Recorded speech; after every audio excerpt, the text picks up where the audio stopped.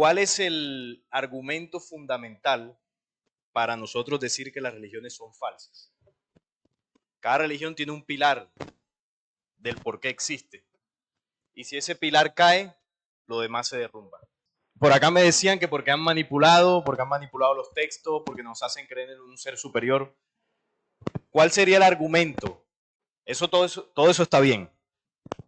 Pero hay un argumento esencial para comprender por qué las religiones son falsas. Ustedes recuerdan que Juan les mostró 6 aspectos para la conformación de una religión. ¿Cuál es el principal? La creencia en un Dios. Ok, ahí tenemos esa base. Entonces la religión se fundamenta en la creencia en Dios. Ese es el pilar. Ahora, ¿por qué las religiones son falsas? Porque el Dios de las religiones es falso. Ya, a partir de ahí todo se cae. Los dioses de todas las religiones que se crearon en todas las culturas son falsos. ¿Y por qué son falsos? ¿Por qué son falsos? Porque son seres extraterrestres. Entonces, hablando de la estructura, el poder religioso que controla el mundo, son falsas porque los dioses que predican son falsos. ¿Y por qué son falsos? Porque no son seres divinos, son seres de características extraterrestres que cayeron e invadieron la Tierra hace miles de años. Por eso son falsos. Estos seres cuando llegan, una de las primeras cosas que hacen es manipular la genética del ser humano. Porque al principio Juan nos mostraba las preguntas existenciales. ¿Quién soy? ¿De dónde vengo? ¿Y para dónde voy? ¿Por qué tenemos esas preguntas? Porque tenemos un espíritu. Y el espíritu, por naturaleza, busca aprender, busca conocer, busca avanzar, obtener conocimiento, experiencias. Y esas preguntas que están reflejando una necesidad existencial, hay unas organizaciones que desde hace miles de años nos dicen que tienen las respuestas. Esas organizaciones son las religiones. Supuestamente nos responden quiénes somos. ¿Qué dicen las religiones sobre quiénes somos? Hijos de Dios, ¿no? Supuestamente. Algunos pecadores, pero bueno, hijos de Dios. ¿Qué nos dicen sobre cuál es nuestro origen? A ver si saben o son malos devotos. No aprendimos. Íbamos a la misa, pero no prestábamos atención. ¿Qué dicen? ¿Que somos? ¿Cuál es nuestro origen? No, el origen, o sea, el origen. Adán y Eva, ¿no? Fuimos creados por Dios, empezando por Adán y Eva. Ese es nuestro origen. Estábamos mal en la iglesia. ¿Y cuál es el propósito de las religiones? Es decir, ¿qué es lo que nos dicen del para dónde vamos? ¿Cielo o infierno? Ya, así nos responden esas preguntas. Ahora, y listo, se acabó la búsqueda, no hay más. Pero la prueba está en que hay muchos, uno aquí haya pertenecido a alguna corriente esotérica o haya escuchado, uno aquí haya pertenecido a alguna corriente esotérica o haya escuchado. Básicamente, la mística, para que lo comprendamos, así como en la religión, la creencia se basa en que, bueno, si yo voy a la iglesia los domingos y me iré al cielo. Eso es una creencia. Por el hecho de yo asistir a la iglesia, entonces me voy a ir al cielo. La mística, ¿cómo funciona? No es muy, es parecida. Por ejemplo, la persona que de pronto ve a Juan Manuel y dice, bueno, yo si me hago amigo de Juan Manuel, entonces quiere decir que eso me va a servir en mi proceso de ascenso espiritual. Porque además de ser amigo de Juan Manuel, yo no me pierdo un programa de Descubriendo, no me pierdo un programa de Flecha Antigua. Y eso me sirve a mí para mi ascenso espiritual. Eso es mística. O no, a las 7 de la mañana pongo un programa Descubriendo mientras tomo el desayuno y con eso empiezo bien el día. Eso es mística. O por ejemplo, hay muchas cosas místicas que incluso están dentro de la religión. Poner el salmo, creo que es el salmo 91, ¿no? En la casa abierto, y eso pues bendice el hogar. Aquí hay una mística. Y eso no sirve para nada. Todo esto que acabo de mencionar no sirve para nada. Y ahora lo vamos a comprender. Una de las cosas que tenemos que comprender para conocer el origen del astral, porque eso tiene que tener un origen, así como las religiones tienen un origen. ¿Cuál es el origen de las religiones? La caída de seres extraterrenos que crearon cultos alrededor de ellos. Ahí se originó el culto y la religión.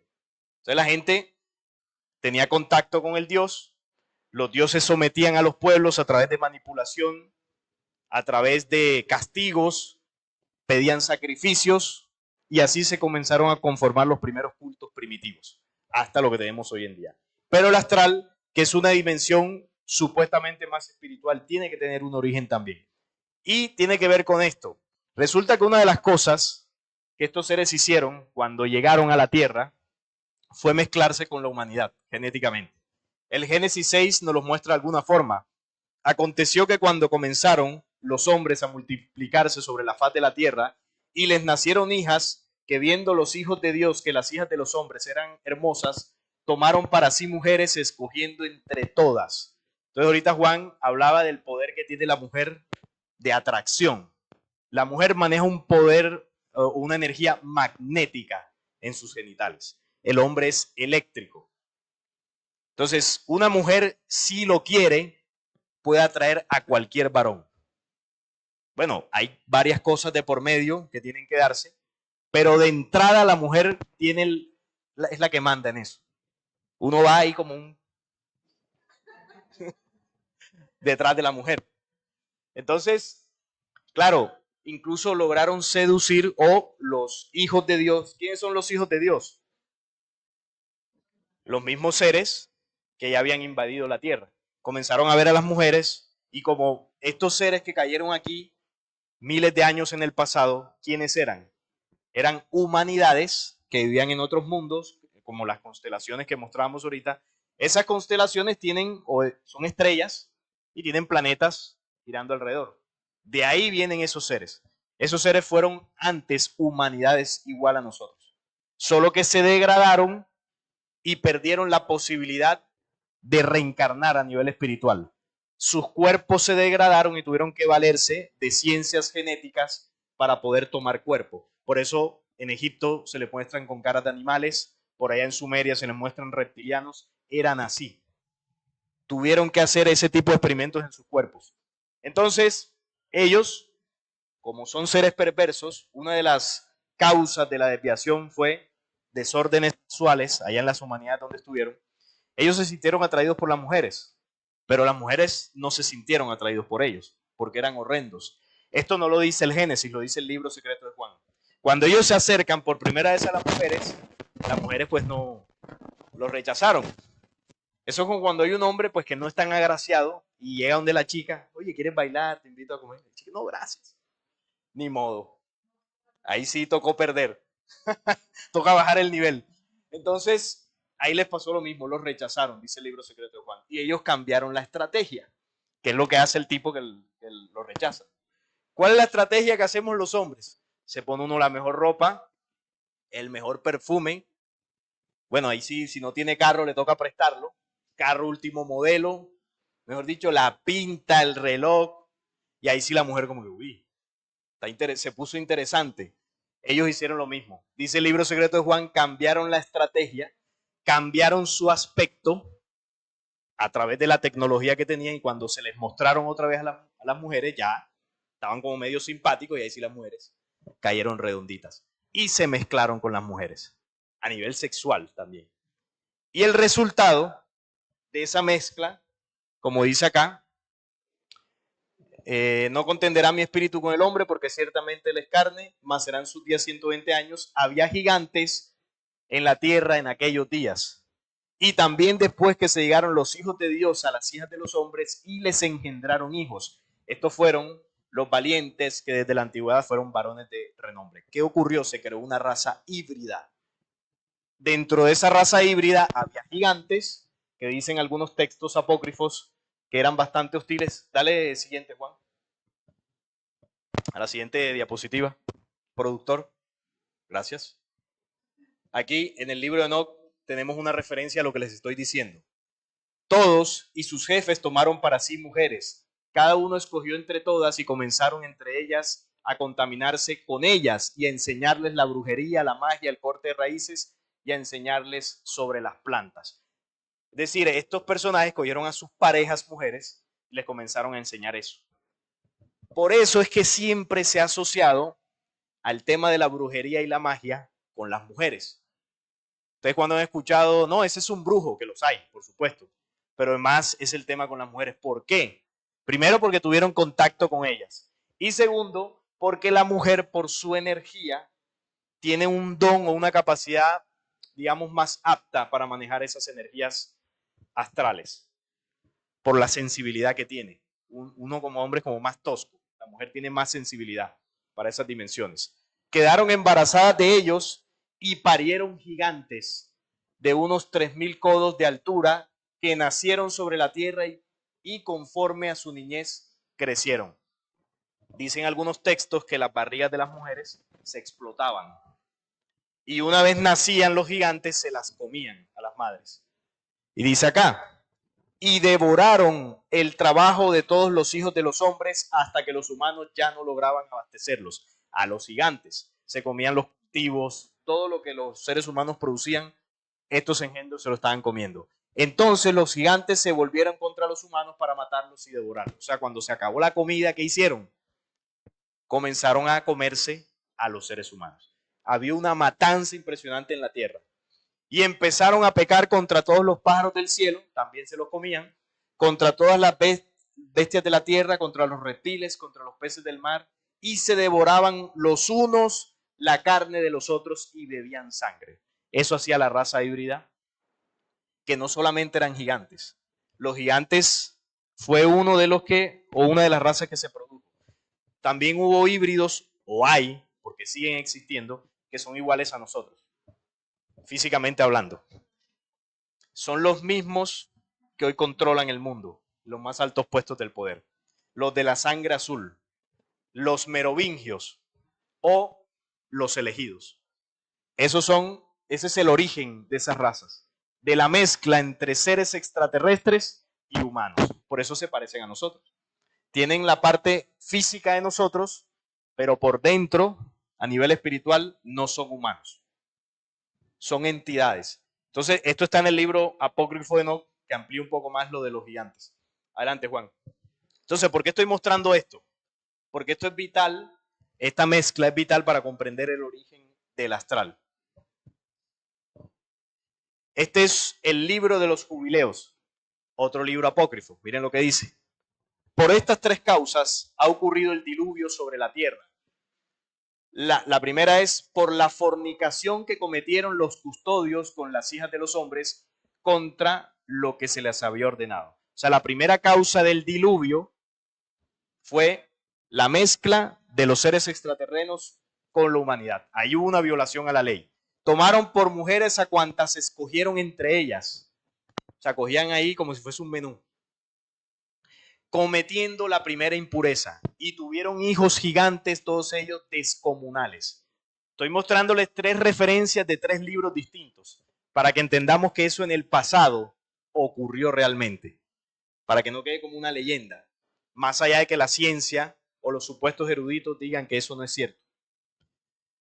Dice por acá, gigantes todos descomunales que se devoraban unos a otros. Un titán mataba a un gigante mataba a un jayán, es al género humano y los hombres unos a otros. Todos pasaron a cometer iniquidad y derramar mucha sangre, llenándose la tierra de maldad. Luego pecaron con todas las bestias, aves, reptiles, sabandijas, derramándose mucha sangre sobre la tierra, pues el pensamiento y la voluntad de los hombres concebían error y maldad constantemente. El Señor destruyó todo de la faz de la tierra a causa de las malas acciones y por la sangre derramada en ella. A nosotros nos enseñaron que el diluvio se generó ¿por qué? ¿Cuál fue la razón de que Dios, entre comillas, ejecutara el diluvio sobre la tierra? ¿La maldad y el pecado de quién? De los seres humanos. Y dice en la Biblia que Jehová se arrepintió de haber creado a los hombres y quería destruirnos. ¿Qué es lo que nos dicen los otros textos sobre la razón del diluvio, el motivo por el cual se envió el diluvio? ¿Qué es lo que hemos entendido? ¿Por qué? Y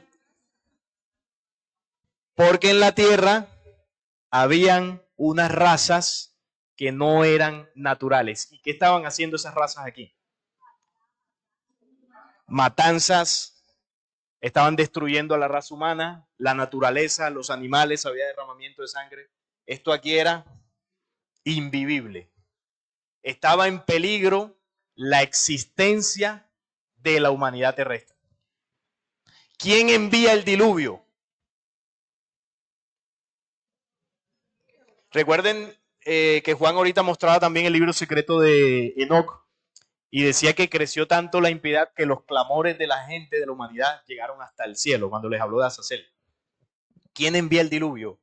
¿Jehová envía el diluvio? ¿Por qué no? ¿Sí envía el diluvio Jehová? Por acá me dijeron. Sí, ¿por qué lo envía? Pero si Jehová hace parte de estos seres que generaron esto, ¿cómo va a enviar el diluvio? Al contrario, quien envía el diluvio son las jerarquías de la luz verdadera para destruir lo que Jehová y los instrumentos de su ira habían hecho para destruir toda la tierra. ¿Se acuerdan de Isaías 13:5? Jehová y los instrumentos de su ira vienen de lejana tierra, de lo postrero de los cielos, para destruir toda la tierra. Entonces, cuando uno lee esa parte, uno dice, bueno, destruir toda la tierra, pero ¿cómo la iban a destruir? Aquí estamos viendo una de las tantas cosas que hicieron para destruir este planeta. Adelante, Juan. Entonces, la tierra se llenó de impiedad, de masacres, de derramamiento de sangre. Y ellos, que son razas mercavianas de Sirio, entre muchos otros lugares, los hombres perro o chacal son los que la escritura de Moisés encubre y llaman hijos de Dios. Es decir, lo que el Génesis menciona como hijos de Dios, que suena muy bonito el término, realmente que son razas degradadas con formas de perro, de chacal, como los que mostraban en Egipto, reptilianos. Eso es lo que la escritura llama hijos de Dios. Ese es el aspecto real. Entonces, Moisés y el pueblo hebreo en la antigüedad, que los elige un personaje que conocemos como Jehová, obviamente no era ningún dios. Era un ser o un grupo de seres pertenecientes a esas razas. Esos fueron los que contactaron al pueblo hebreo. Les entregaron leyes, les entregaron mandatos, prerrogativas, para que ellos con eso pudieran conquistar a otros pueblos. Y así lo hicieron desde el pasado y lo siguen haciendo en la actualidad. Dictaron en el Sinaí y al pueblo hebreo el Talmud, el cual les da prerrogativas de perversidad y suciedad sobre el sexo. Se mezclaron en la tierra dando origen a los hijos elegidos del Mesías. ¿Quiénes aquí han tenido la oportunidad de leer aquí el Talmud de Babilonia?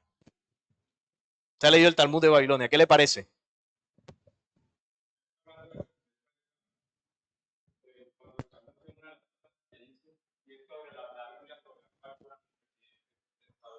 Sí.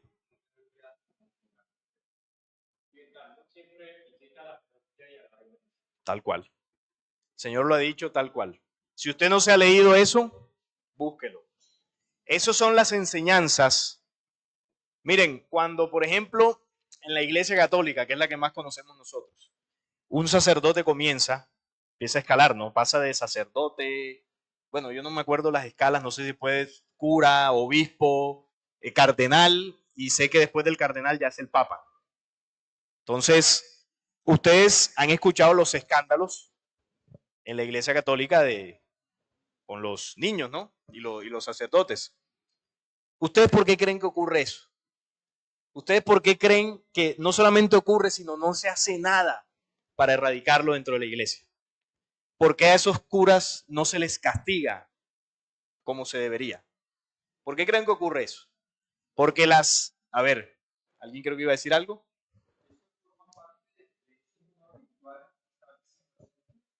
Sí. Resulta, sí, también ocurre. Resulta que en el proceso de preparación de los sacerdotes, cuando van escalando, ellos reciben enseñanzas conocidas, que son las que cualquiera podemos leer en la Biblia, y ellos reciben preparaciones y enseñanzas desconocidas, mandatos ocultos que ellos manejan ahí en lo más profundo. Dentro de eso está el Talmud de Babilonia. Y era lo que decía el Señor. El Talmud de Babilonia enseña que el tema de relaciones con niños es permitido por Dios. de 3 años, de 9 años.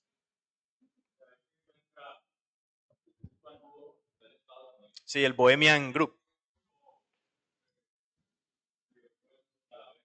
También Skull and Bones, sí. Ahí hacen esos rituales también. Eso ya a nivel de sociedades ya más ocultas, ¿no? Pero a nivel de la iglesia se les enseña a los sacerdotes. Y entonces, claro, imagínense usted entrando a la supuesta, a la religión donde vas a estar en contacto con Dios, ¿no? Y te vas a preparar para ser un predicador de la palabra. Y te dicen que no, que eso es permitido, que Dios no te va a castigar.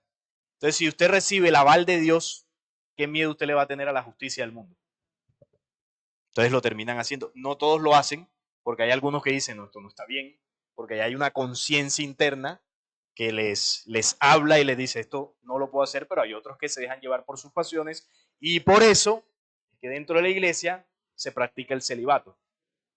¿Por qué? Porque el celibato lo que hace es reprimir el deseo sexual. Entonces, claro, si usted reprime eso, la energía no se crea ni se destruye, se transforma, eso tiene que salir por algún lado. Entonces hay casos dentro de esos seminarios de abusos entre los sacerdotes o con monjas, masturbaciones, bueno, lo peor que usted se imagine ocurre ahí. Y en muchos casos lo hacen con infantes.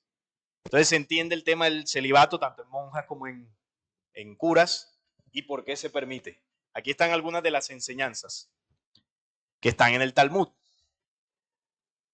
Considera al Goyín como un animal bestial y feroz. Trátalo como tal. Pon tu celo y tu ingenio en destruirle. El Goyín somos nosotros los no hebreos, los gentiles. ¿Ellos cómo nos ven a nosotros? Para que lo entendamos. Nosotros para ellos somos animales. Animales con forma humana. Según ellos, nosotros somos los que nos parecemos a ellos. Pero somos animales. Entonces, es como cuando nosotros vemos, qué sé yo, que también es una visión errada, pero desafortunadamente es así. Cuando vemos, por ejemplo, una vaca, uno ve una vaca y uno piensa es en comida. Entonces no sentimos nada en que ese animal muera para satisfacernos a nosotros. Bueno, ellos nos ven así, más o menos, para que lo entendamos. El goyín es una basura, un excremento. Eso somos para ellos. Está permitido, ojo con esto. Ah, no, arriba dice, ¿qué cosa es una prostituta? Toda mujer no judía. Así las ven a ustedes, mis queridas mujeres, los de ese pueblo. El señor Netanyahu, si estuviera aquí, la estuviera viendo así. Acá nos dice, está permitido mantener relaciones sexuales con una niña desde que ésta tenga 3 años de edad. Esto lo pueden buscar, esto no me lo estoy inventando yo. Un judío tendrá sexo con un niño solo y tanto tiempo como el niño tenga menos de 9 años de edad. Eso es lo que le enseñan a los sacerdotes. Yo cuando conocí esto entendí, comprendí por qué lo hacen. Porque yo decía, pero ¿qué necesidad? Si tantas ganas tienes, salte del celibato, búscate una pareja o conquista una monja, qué sé yo, pero con infantes. Yo no entiendo. Dice acá, un judío puede hacerle a una mujer no judía lo que él quiera. Por eso allá el tema del patriarcado es muy fuerte. El rol de la mujer en esa cultura es bastante menospreciado, también como en la cultura árabe, pero ahí es peor. Lo que pasa es que a la cultura árabe se le da más publicidad negativa que a ellos. ¿Por qué? Porque con ellos nadie se puede meter. Te habla mal de ellos y le dicen antisemita. Pero también son bastante crudos en eso. Puede tratarla como trataría a un trozo de carne. La tasa de nacimientos cristiana debe ser materialmente disminuida. Ellos le llaman también a los no hebreos cristianos. Entonces, eso está diciendo que el control de natalidad hacia nosotros debe ejercerse. ¿Cómo nos controlan la natalidad? Con los pinchazos, por ejemplo, alimentación, la eutanasia, métodos anticonceptivos, degrados, bueno, una cantidad de prácticas que hay para que nosotros no nos reproduzcamos como deberíamos. Y bueno, hay muchas otras cosas además de eso. Sí.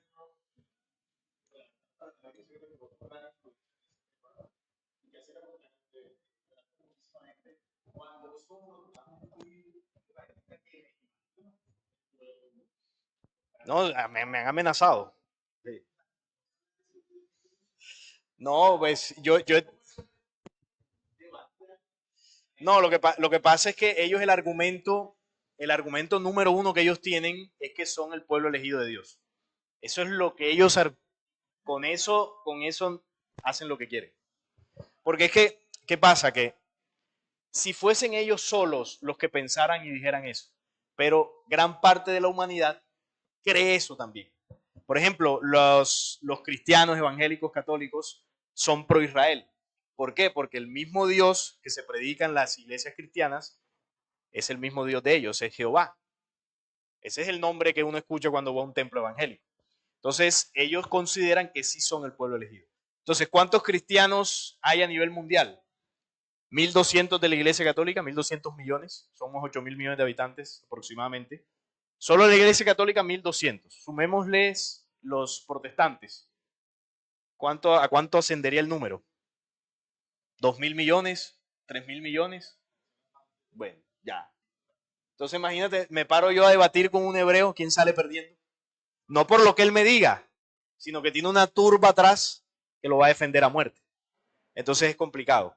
Además de los evangélicos, puede una persona que quizás no sea cristiana o no esté en la religión, pero esa persona ha recibido el adoctrinamiento de forma indirecta.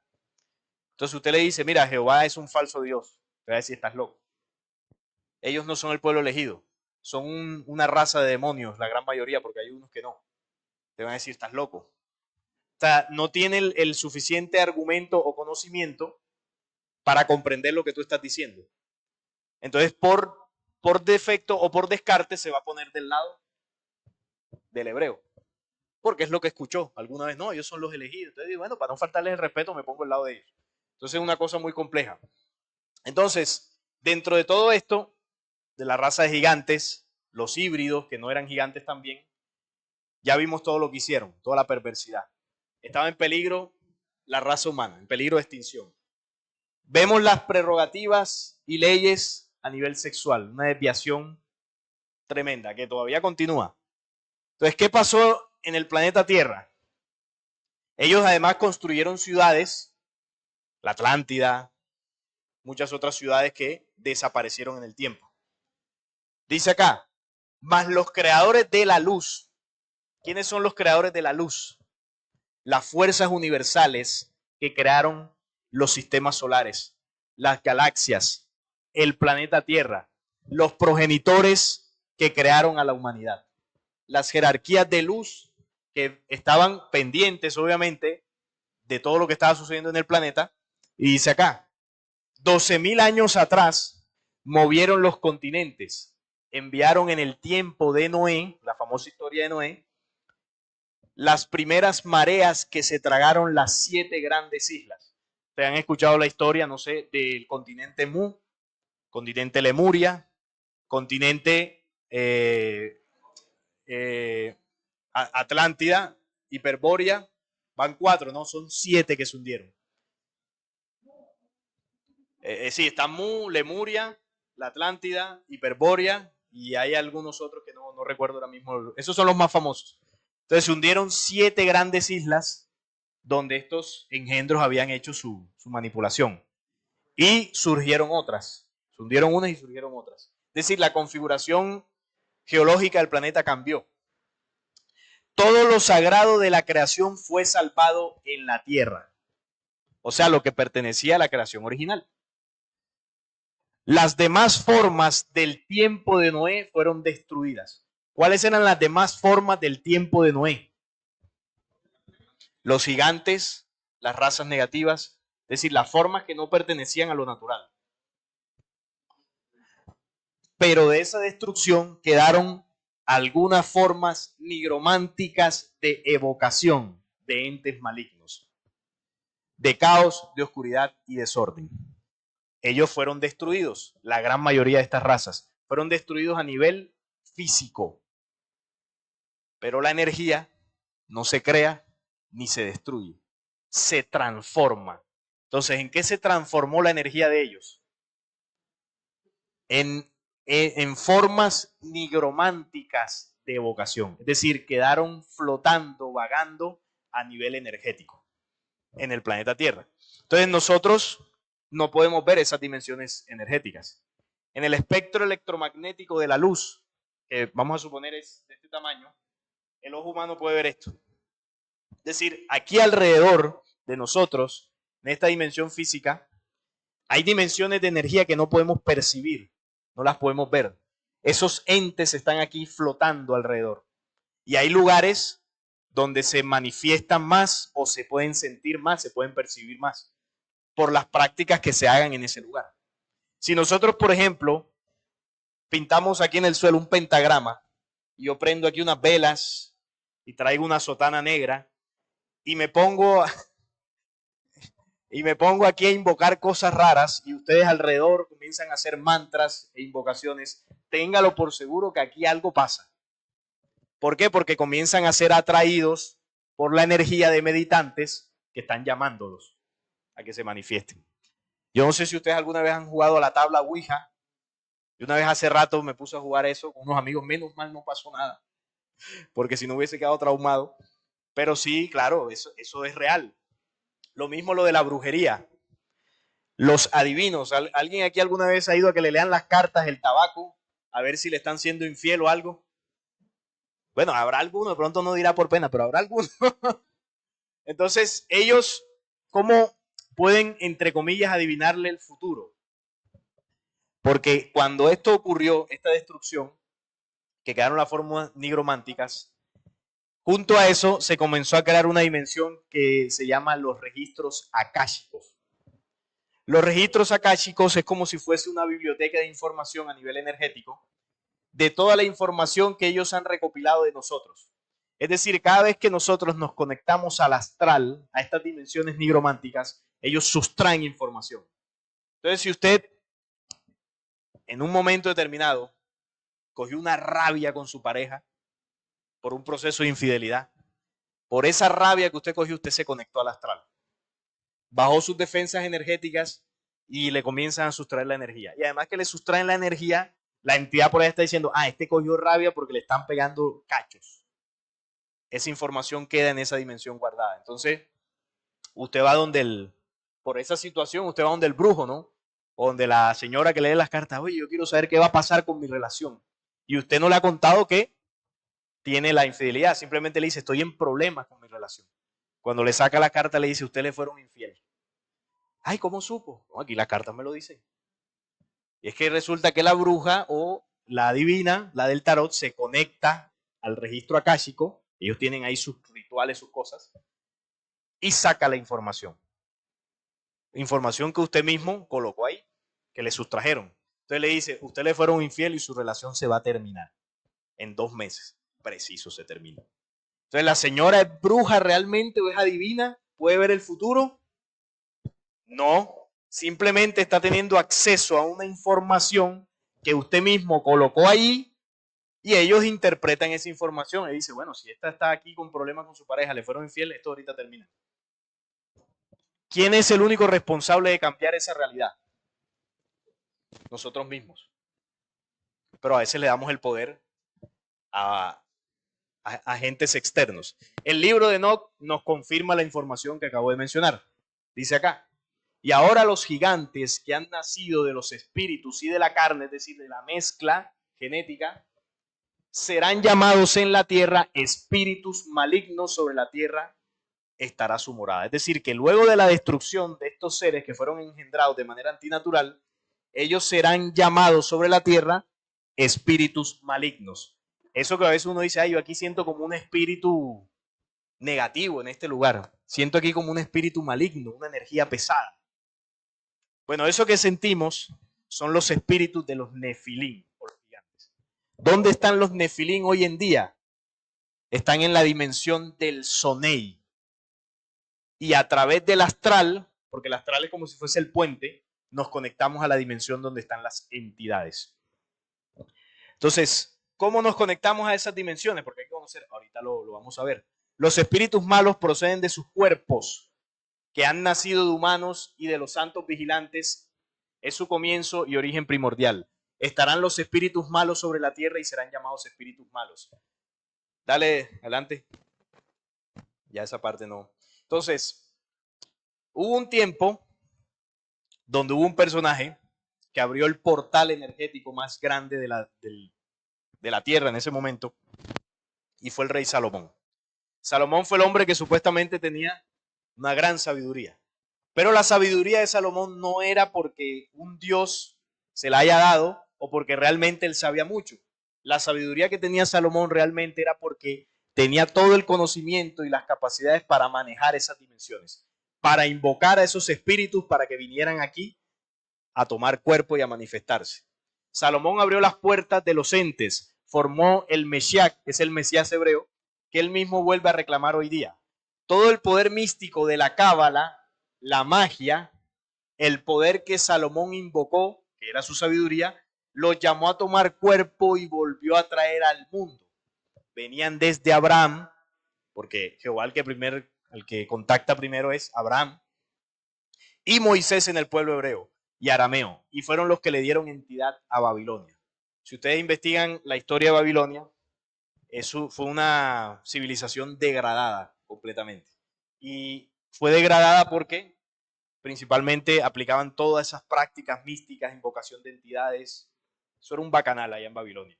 Entonces Salomón, la sabiduría que tenía era la capacidad de invocar esos espíritus. Muchas de las prácticas que se aplican en la gnosis actual, en la metafísica, en el misticismo, esoterismo, son prácticas que están en los grimorios de Salomón. No sé si los han escuchado, la clavícula de Salomón. Son prácticas para invocar esas entidades. El libro de los muertos de la cultura egipcia, ¿no? Se conoció por allá. También, sí, el libro de los muertos o el Necronomicon, como se conoce. Hay una película incluso que habla de eso. El Necronomicon básicamente lo que tiene es la sabiduría de Salomón. Eso es todo. Adelante, Juan. Esa magia, dale un poquito atrás. Esa magia es la que invocó Moisés para pasar el Mar Rojo. Por eso lo pudo abrir en dos. Son reglas místicas que hacen saltar montañas en fragmentos, pasar a través del fuego sin quemarse. Ustedes no han visto en algunas sectas que prenden como un camino de fuego y le dicen a la gente, si tú tienes fe, vas a pasar por ahí y no te vas a quemar. Claro, y la gente pasa y no se quema. ¿Pero por qué no se queman? Porque en el acto han hecho una serie de rituales para generar un ambiente ahí y mover esas energías místicas. Dice acá, sin quemarse, producir ceguera y hablar con la muerte. Son los sellos mágicos y personajes místicos junto a innumerables encantamientos compuestos casi entero de palabras desconocidas, apenas pronunciables, y bueno, y nombres que muchos vienen de el lenguaje hebreo, arameo, que son idiomas extraterrestres.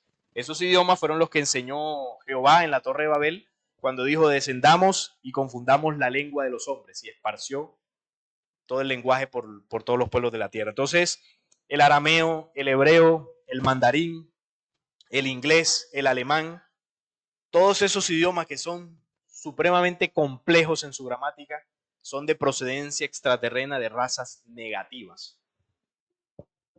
Eso por si no lo sabíamos. Entonces, esos idiomas tienen una gramática que es bastante adecuada para abrir portales en el astral. Son los encantamientos escritos en un idioma extraterrestre como el hebreo, de compleja estructura gramatical con la cual el hombre puede pasar más allá de la esfera de las limitaciones físicas, invocar espíritus para que cumplan sus órdenes y aprender todos los misterios del tiempo y el espacio. Los hebreos son especialistas en el manejo de la cábala.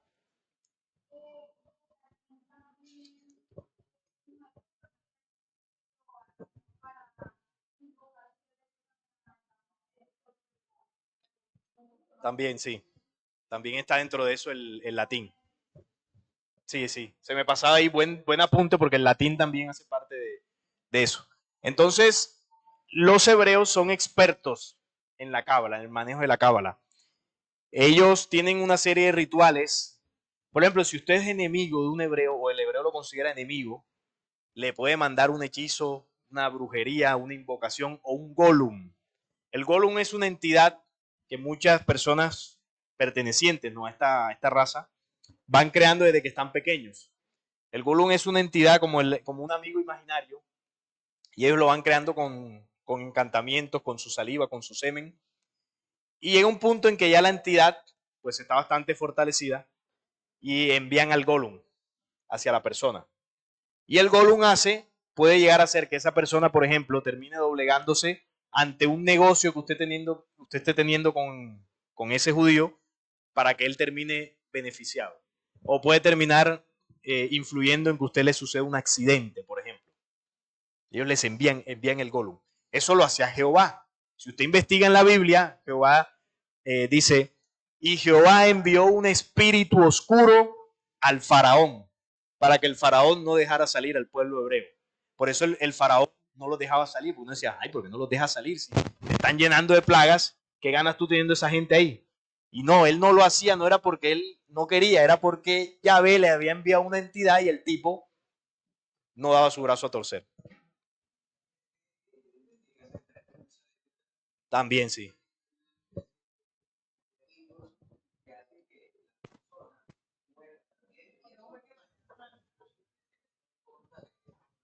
Sí, el pulso de Nura es uno de los hechizos más potentes que ellos tienen.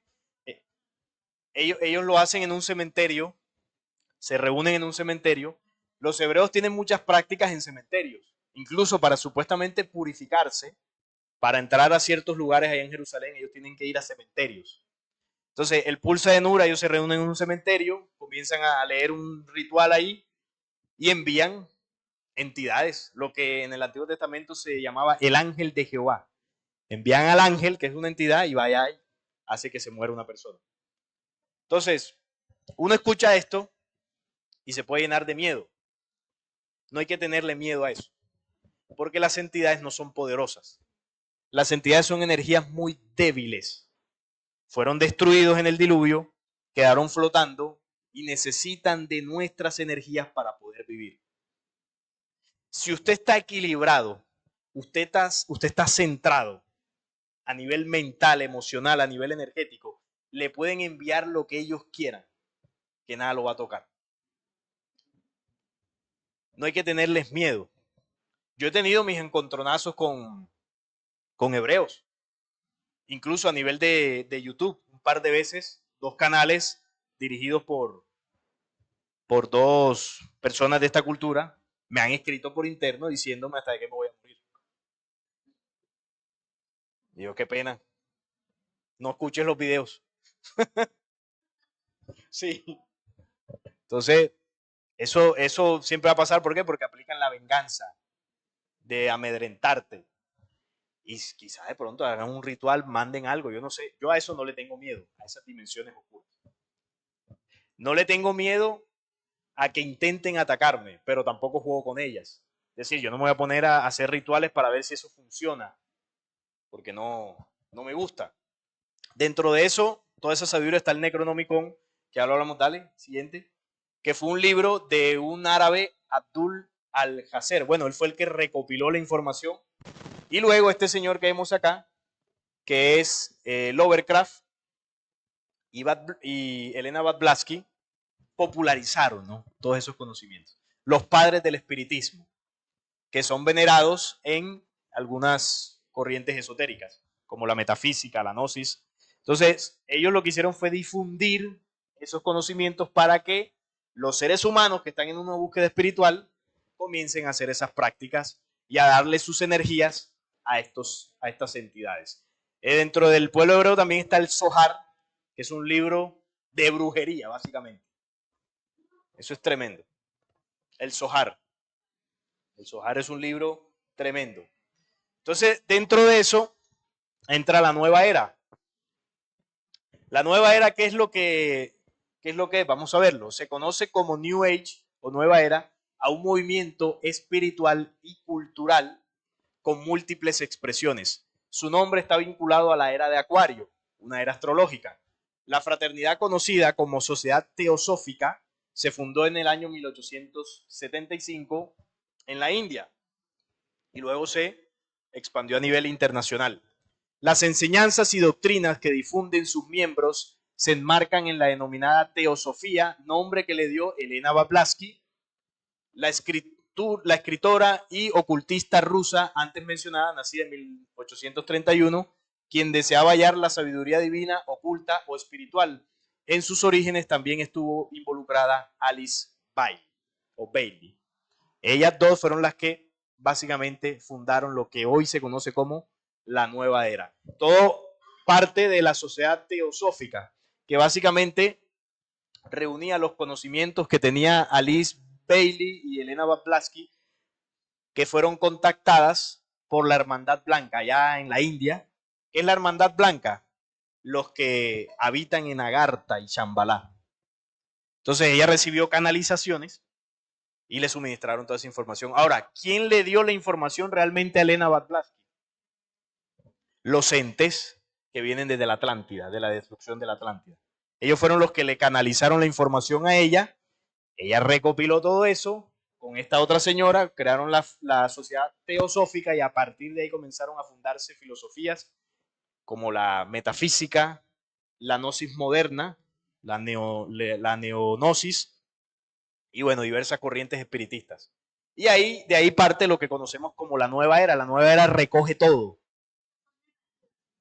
Sí, claro, miremos de dónde canalizaron la información estas señoras. Esa información que Elena Blavatsky difunde se nutre del Necronomicon, de la clavícula de Salomón, de los conocimientos del Overcraft. ¿Y de dónde viene toda esa sabiduría? De los entes de la Atlántida del tiempo de Noé, desde Salomón. Salomón es el primero que realmente organiza todos los encantamientos.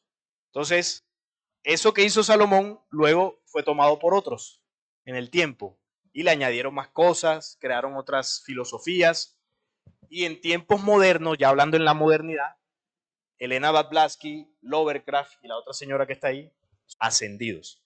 Esa es la panacea dentro de la nueva era, que usted se contacte con un maestro ascendido. ¿Y quiénes son los maestros ascendidos? ¿Quiénes son los maestros ascendidos realmente? Los de la Hermandad Blanca. ¿Y quiénes son ellos? Las entidades, los espíritus malos, que dice el libro de Enoch, que quedaron vagando, esos son los de la Hermandad Blanca. Saint Germain, sí. Sí.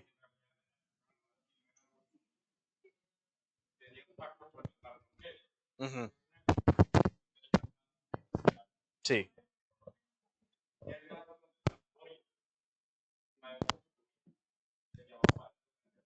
Sí.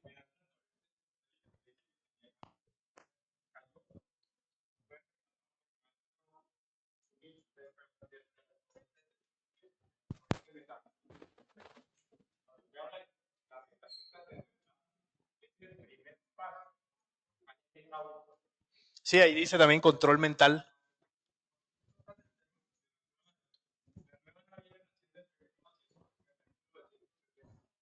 Ya en tiempos ya más modernos, sí.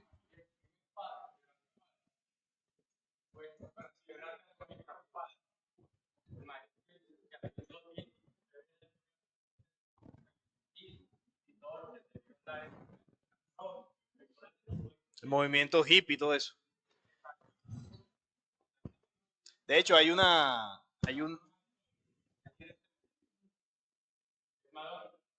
sí, sí, y de hecho hay una denuncia, ya te doy paso, hay una denuncia en unos archivos que no están desclasificados dentro de lo que es los Estados Unidos y el MK Ultra, donde se dice que ellos tomaron todos estos conocimientos y utilizaron la nueva era para la práctica del control mental, para ver cómo reaccionaban las masas. Eso es cierto lo que el señor dice, adelante.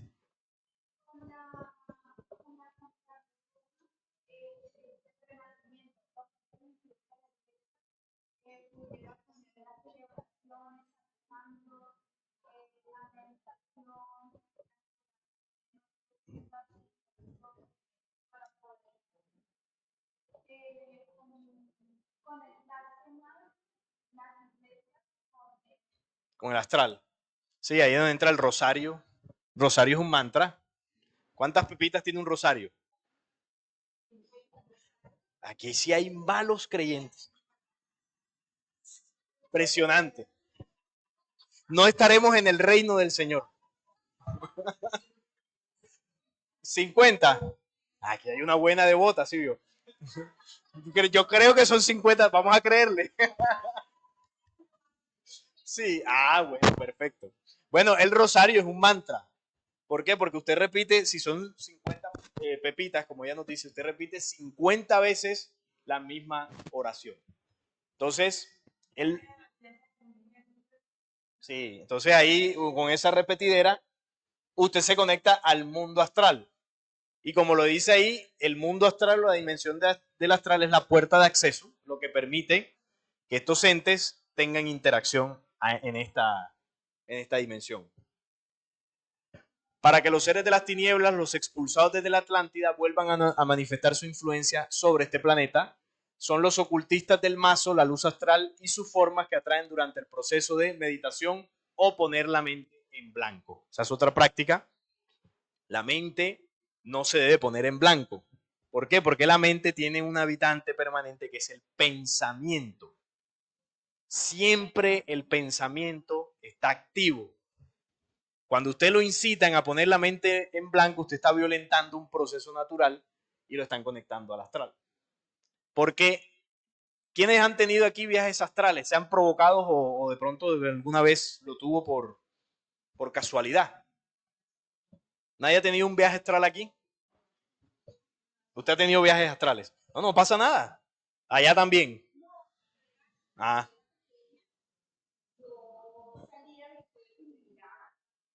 es un viaje astral.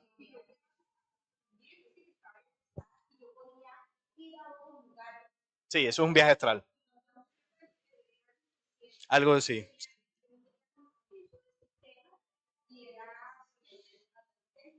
Bueno, también tuviste. Ah, ok.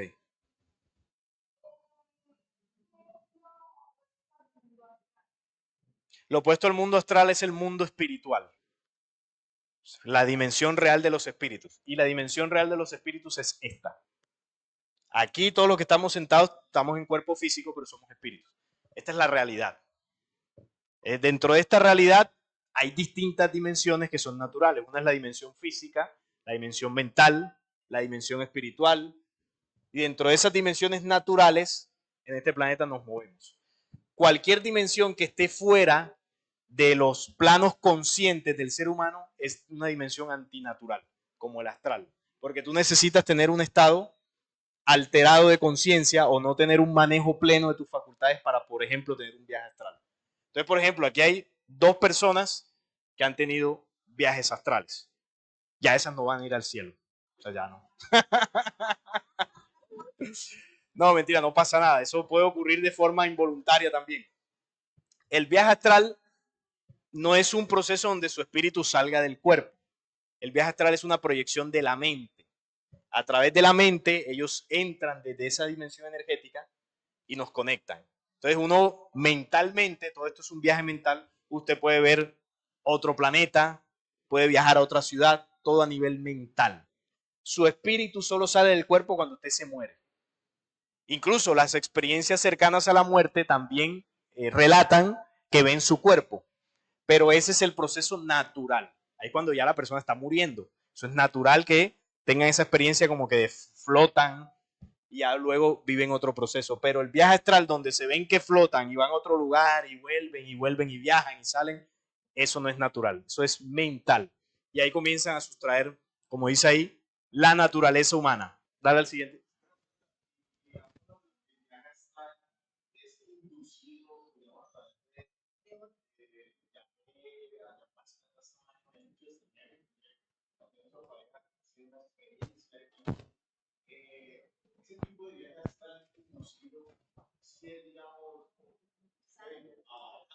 No, peor todavía. Claro, claro.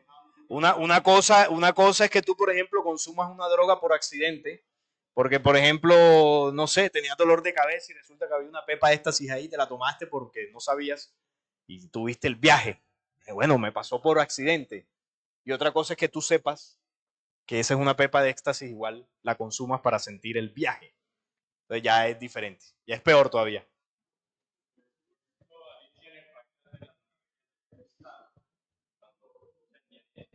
Ujú. Ah, bueno, esa es otra, sí.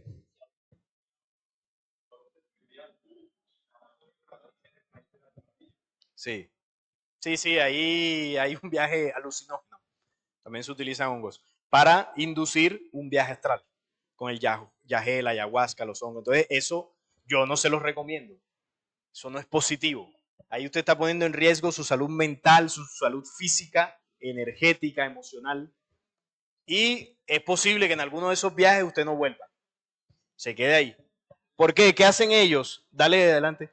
Ellos comienzan, ellos comienzan, como dice ahí, dale hacia atrás para leer esta. Dice, en donde activan la histeria de masa y multitudes y las manipulan hasta convertir ese poder, el poder energético de los seres humanos, en un furioso torrente de energía infernal. Y esto es común cuando se invoca el cuerpo del Mesías, que en otros tiempos se llamó San Germain. Ellos comienzan a sustraer la energía vital, como si fuésemos una batería, como la batería del celular, que usted comienza a usarlo, usarlo, usarlo. Llega un momento en que se consume. ¿Qué pasa cuando se consume? El celular muere, ya no sirve para nada. Entonces, cada vez que usted se conecta al astral, que no solamente es hacer un mantra, ponerse en un ritual o algo, cuando usted coge una rabia o una emoción desbordada, usted se conecta al astral. Cuando usted prende un cigarrillo, se lo comienza a fumar, ahí se conecta al astral. Cuando usted consume en exceso licor, se conecta al astral. Y la droga ni le cuento. Ahí sí el viaje es total. Entonces, hay diversas prácticas cotidianas que las normalizamos y esas prácticas nos conectan al astral. ¿Por allá alzaron la mano?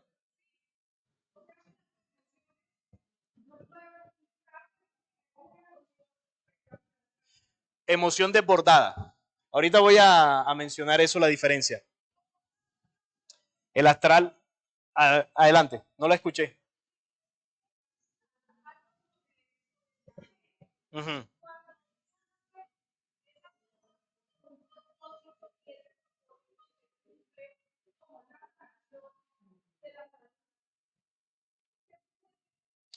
Se está sanando, pero no se está sanando bajo el mecanismo natural. La están sanando las entidades.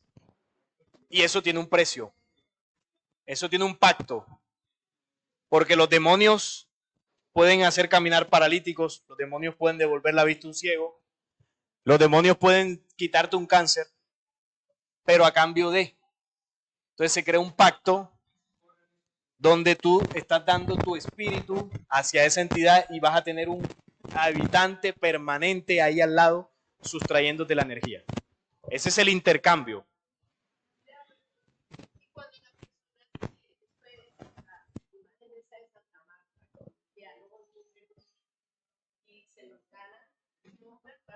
Lo que pasa es que ahí ya estamos hablando de cosas materiales. Eso las entidades te lo pueden dar. Sí, no, por eso yo puedo tener fe en la silla que si me siento se me va a quitar la ciática y se me quita. Porque ahí también entra el efecto placebo. Hay mecanismos naturales que uno mueve en inconsciencia y se cumple. Y hay otras donde la entidad a nivel energético te sana, pero a cambio el precio es muy alto a pagar. Entonces ahí es donde entran también, bueno, la práctica de los mantras que ya hablamos.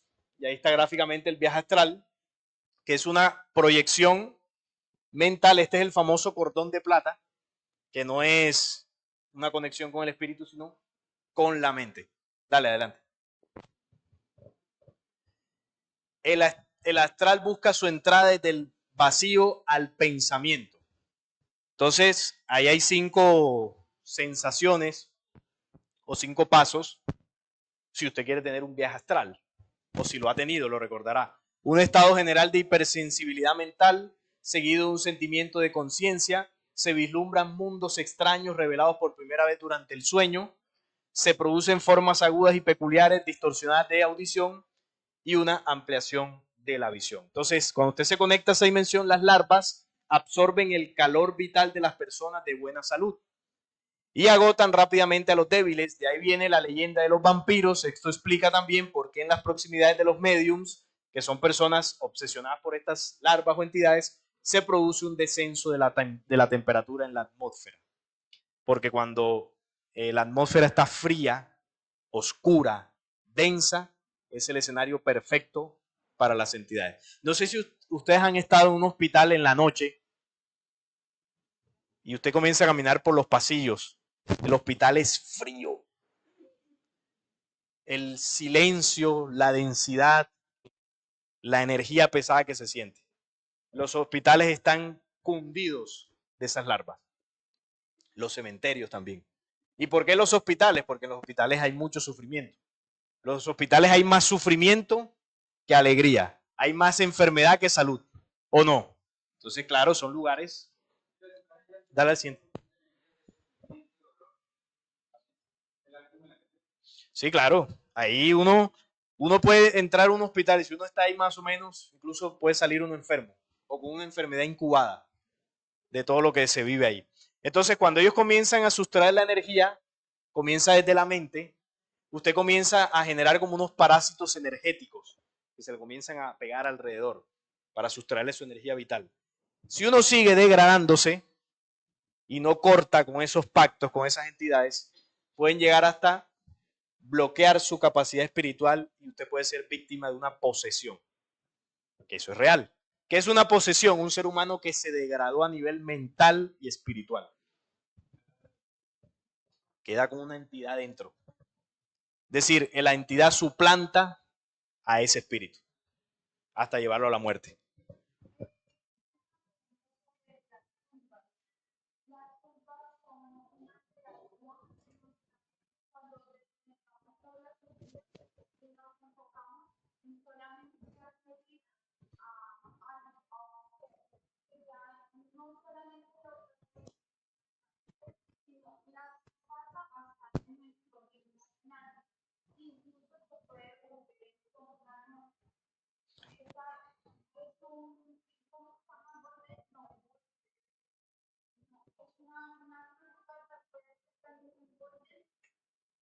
Un Gollum, sí. Sí, lo que pasa es que cuando...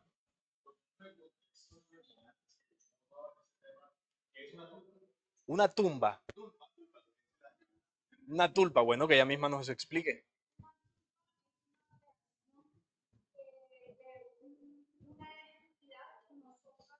Es un Gollum, en términos conocidos un Gollum. Un Gollum es una entidad que nosotros mismos creamos. Por ejemplo, es como si, es como por ejemplo, si un hombre, una mujer, esto le puede pasar a cualquiera, de pronto tiene un problemilla a nivel sexual, es decir, un poco promiscuo, y supongamos que no tiene pareja como tal, o incluso puede ser también teniendo pareja, pero le encanta a niveles extremos la masturbación. Entonces, esa persona al hacer eso, al repetirlo de distintas formas, va creando, porque la energía tiene que fluir para algún lado, va creando una entidad que se comienza a alimentar de la energía que desprende con ese acto. Entonces va creando un ente y ese ente le pide. De repente la persona siente ganas como de hacer eso y está tranquila y de repente, oye, tengo como ganas. Entonces lo hace para alimentar a la entidad. Entonces, ese ejemplo es como lo que ella está diciendo, como el Gollum que se va creando y usted crea un ente que permanentemente está al lado suyo. Incluso usted puede comenzar a sentir dolores en partes del cuerpo. No sé si ustedes vieron una película que se llamó El Fotógrafo. Es una película de miedo y el tipo tenía una entidad pegada aquí en la espalda. Entonces, la entidad la mostraban como, si, como cuando uno carga a alguien aquí en los hombros, ¿no? Y el tipo sentía un dolor aquí, un dolor, un dolor, un dolor. Y hasta que en la película muestran que era un ente que lo tenía aquí. Entonces, parecido, nosotros se nos pegan y de acuerdo a la zona del cuerpo donde se nos peguen, ahí usted va a desarrollar enfermedades. Un parásito, exacto. Entonces, eso se va creando. Ahora, esto que estamos viendo acá es, digamos que, la destrucción que viene o que ya está sucediendo hacia esas dimensiones, porque esto tiene que tener un final, ¿no? Eso no es natural. Recuerden que eso fue creado ¿cuándo? Esa dimensión, ¿cuándo se creó aquí? No exactamente. ¿Cuándo fue creada la dimensión esta de los entes? Después del diluvio. Después del diluvio. Entonces dice acá que hay una energía que está llegando en 3 etapas al planeta Tierra. Y esa energía procede del Sol. El Sol tiene una energía, una luz, una vibración mucho más elevada que la de estas entidades que vagan en dimensiones de poca vibración, de baja vibración. Entonces, la energía del Sol los quema. Entonces, el Sol contribuye en ese proceso de destrucción de estas entidades. Entonces, hay una primera etapa que es para las entidades externas que deambulan en nuestro planeta para su total destrucción. Nosotros estamos rodeados de esa dimensión. Si por algún momento nos pudiésemos colocar una gafa o algo que pudiéramos ver, aquí sale todo el mundo corriendo de lo que veríamos. Unas cosas horribles. Y la segunda etapa penetra el cuerpo y la mente como cristales en el hombre engañado o manipulado por estas entidades, matando toda la oscuridad que hemos guardado luego de la manipulación genética. Ellos nos inocularon genética oscura en la manipulación. Entonces, esa genética oscura es la que hace que en muchos casos nosotros tendamos al error. Por ejemplo, aquí comenzamos a comprender que el alcohol, el cigarrillo, pues bueno, ya sabíamos que no eran tan buenos, pero además entendemos que nos conectan al astral. Pero uno de pronto mañana dice, me voy a tomar unos traguitos. O sea, hay algo por dentro que a pesar de que tú sabes que no debes hacerlo, terminas violentando esa ley. Eso tiene que ver con el legado oscuro que estas entidades dejaron.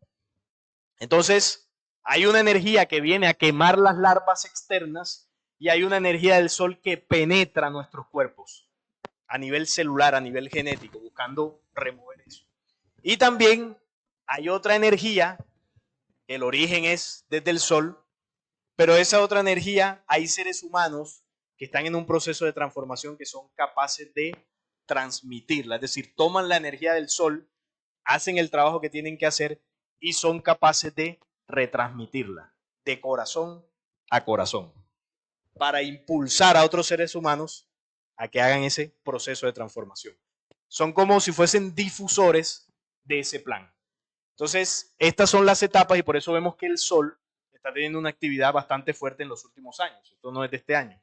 Viene aumentando su actividad y eso tiene un propósito, un objetivo, y es destruir la dimensión que se creó desde el tiempo de la Atlántida, las entidades. Dale, Juan. Dale. Entonces, esto que hemos hablado de lo que nos enseñó Juan, de la religión, y esto que hemos hablado del astral, recuerden que son caminos espirituales que como humanidad hemos buscado por la necesidad de ese ascenso espiritual. Hace mucho tiempo se nos entregó un conocimiento como humanidad por parte de hombres de las estrellas, porque así como hablamos que aquí cayó una rebelión oscura y manipuló, también el Apocalipsis 12 menciona Miguel y sus ángeles, civilizaciones positivas que han contactado a la humanidad y que obviamente han hecho todo lo contrario de lo que han hecho los otros. Entonces hay dos contactados que recibieron esta información, el plan de ascenso espiritual real de la humanidad terrestre. Uno de ellos fue Billy Meyer, el suizo, y el otro fue Enrique Castillo Rincón, el colombo costarricense. Ambos recibieron este plan de ascenso. Y el plan de ascenso nos dice que como humanidad recorremos 7 cápsulas de tiempo-espacio determinadas por 7 impulsos espirituales. Dale a la... Ahí están los nombres que en esos contactos se les dio. Son cápsulas de tiempo-espacio para promover a los seres humanos en la escala de creación. Dale un poquito hacia atrás. No, hacia atrás. Ahí. Son un sendero por el que indefectiblemente todo hombre, hijo del Eterno, tiene que transitar. Ahora sí, dale adelante, por favor. Entonces, aquí vemos la escala de 7 cápsulas de tiempo-espacio. Un tiempo que está determinado por miles de años. Nosotros en este planeta Tierra no tenemos 6.000 años, como dice la religión, o 200, 300.000 años, como dice la ciencia en esa supuesta evolución. Nosotros en el planeta Tierra tenemos miles de millones de años en un proceso de ascenso y evolución, ascenso espiritual y evolución física, no del animal al humano, evolución dentro de los mismos cuerpos humanos. Hace miles de años, o cientos de miles de años, o millones de años, estaban los hombres de las cavernas. Eran humanos, pero eran un poco más toscos.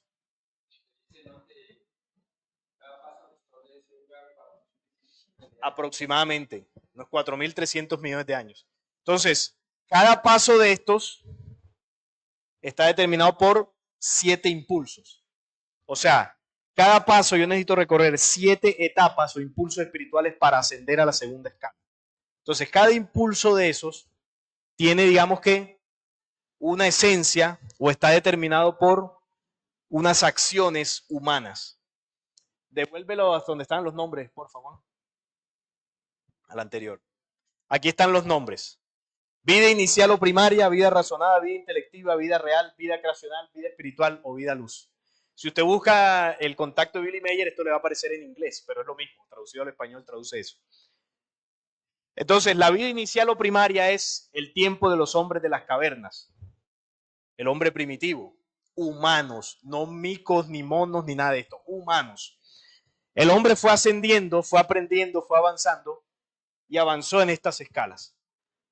¿En qué escala de esas creen ustedes que estamos? En la 2, dicen por acá. ¿Quién más? En la 6, vida espiritual. Ya casi llegando al cielo. ¿Cuál más? En la 3, vida intelectiva. ¿Qué más? En la segunda dicen por allá. Bueno, vamos a analizar. Ya en esta no estamos. Este era el tiempo de las cavernas. La vida espiritual, yo creo que no sé, creo que no. Creo que la vida espiritual todavía no, nos falta un poquito. La vida luz menos. La vida real. ¿Ustedes consideran que vivimos en la vida real? No, entonces yo creo que tampoco va por ahí.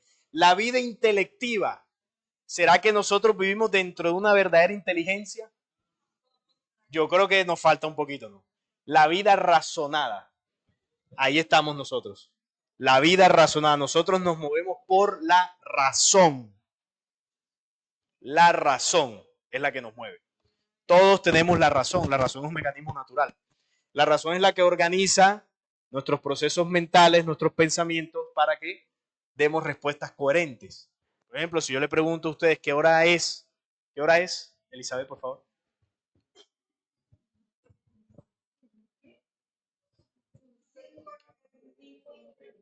5:30.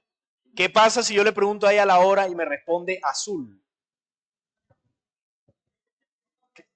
¿Qué? ¿Está loca?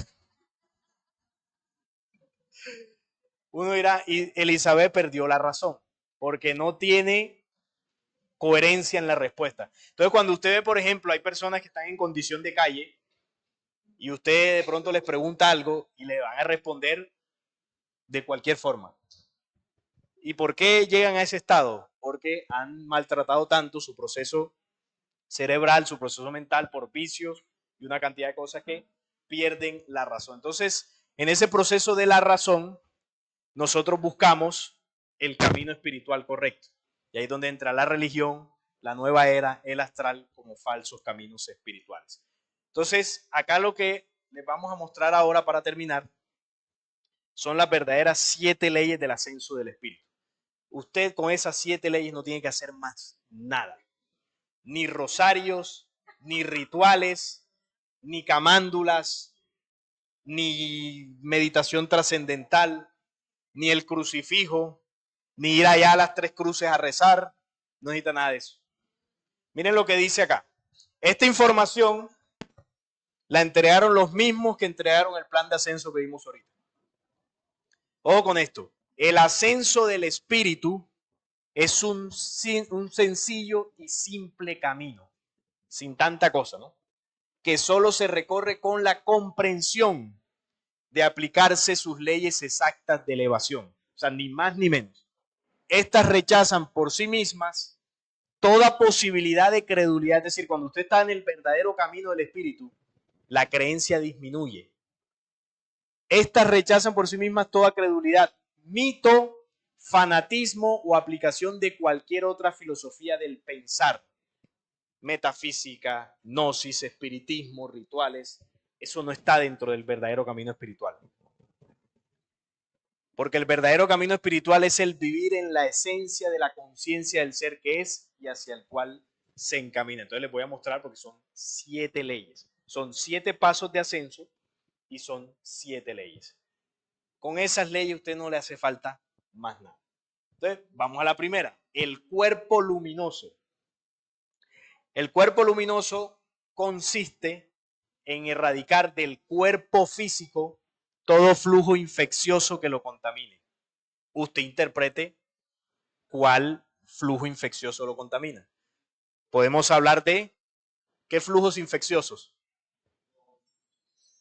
Alcohol, cigarrillo, vicio. Entonces aquí dice, se alcanza cuando él se expulsa todo odio. Entonces cuando hablamos de odio, ¿qué es el odio?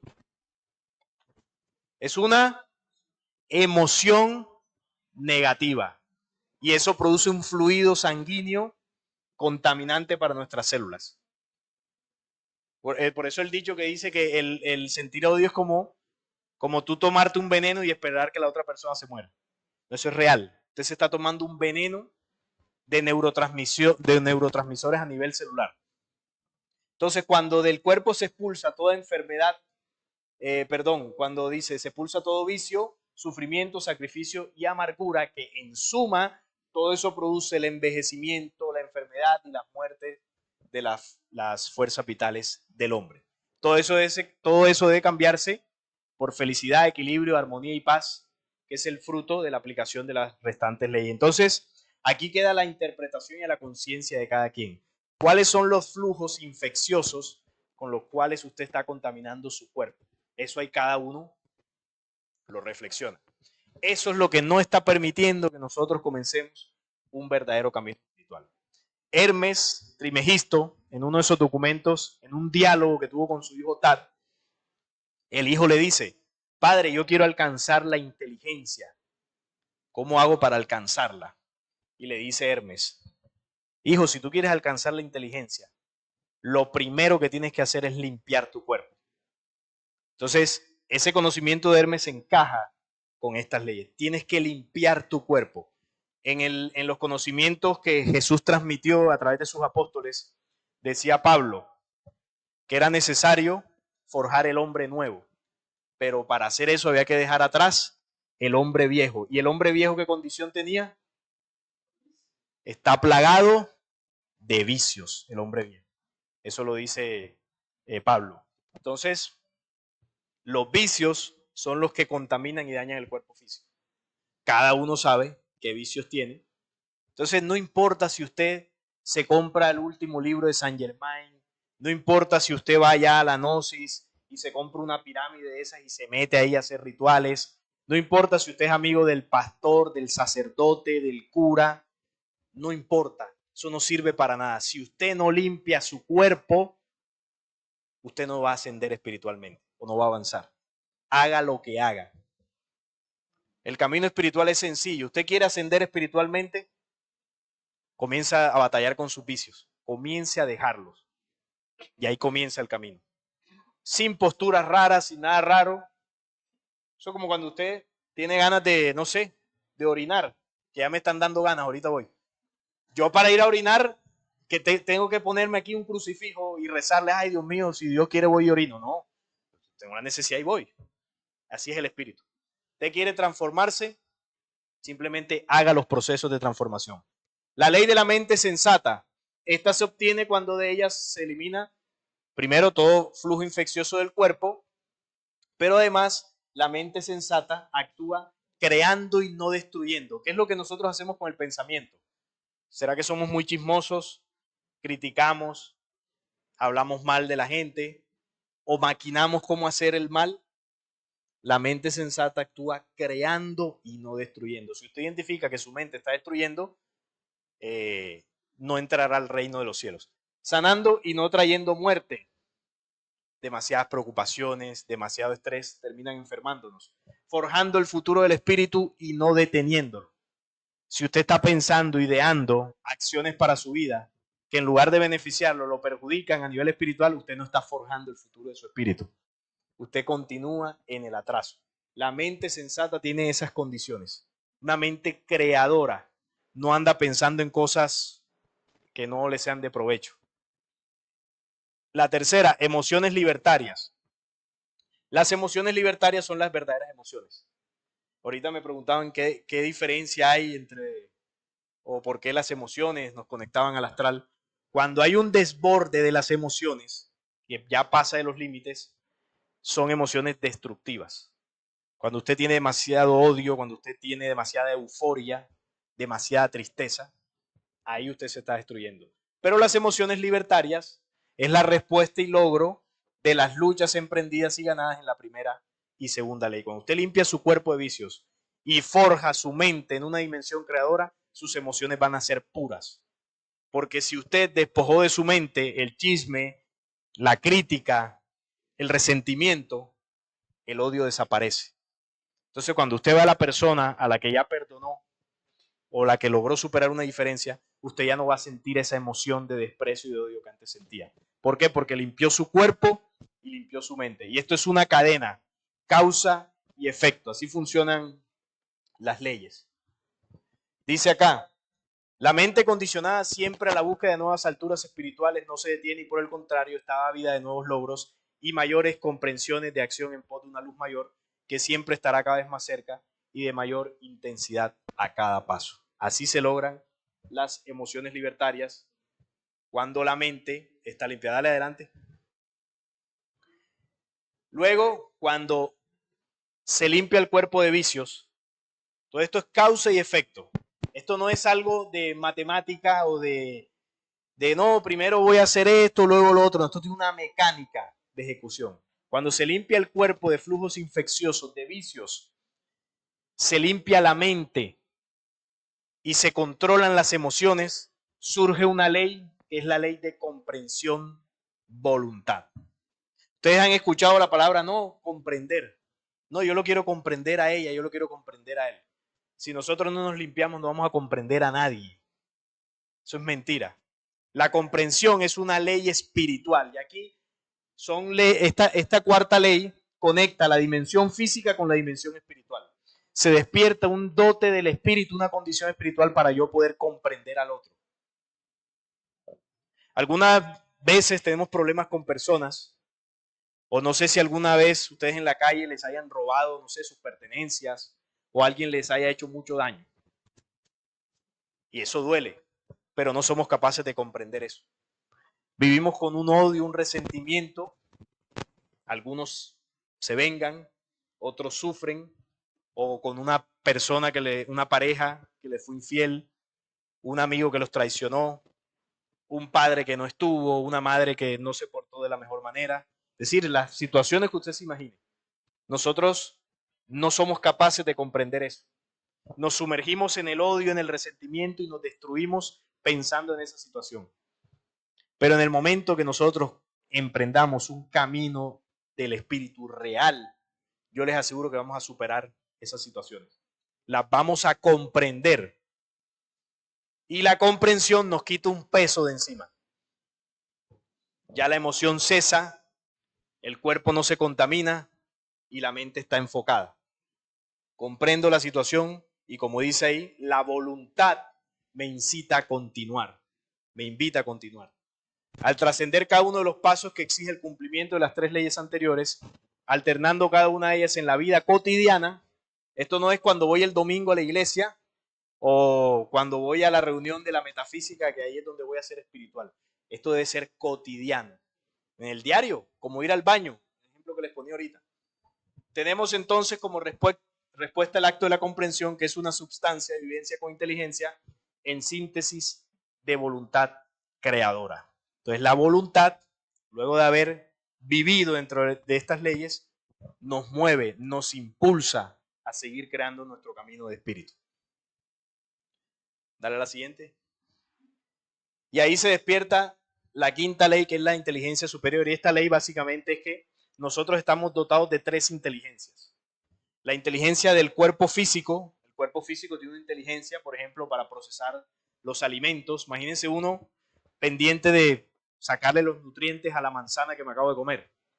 Me da una indigestión ahí enseguida. O pendiente de que el corazón esté latiendo. Ay, se me olvidó el corazón. Ya me morí. O que los pulmones procesen el oxígeno. Entonces el cuerpo tiene una inteligencia, el espíritu tiene una inteligencia y el alma, que son las 3 esencias de nuestro ser, tiene una inteligencia. Cuando nosotros logramos un avance en ese proceso de transformación, despertamos o afloran con mayor potencia las 3 inteligencias de las que estamos dotados.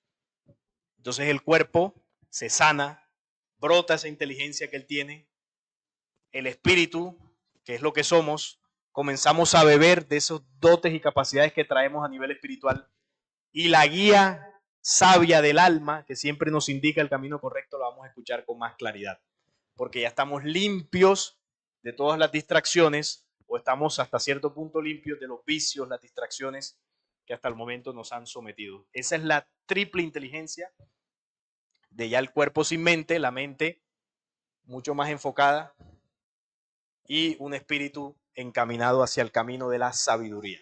¿La sabiduría qué es? Es experiencia.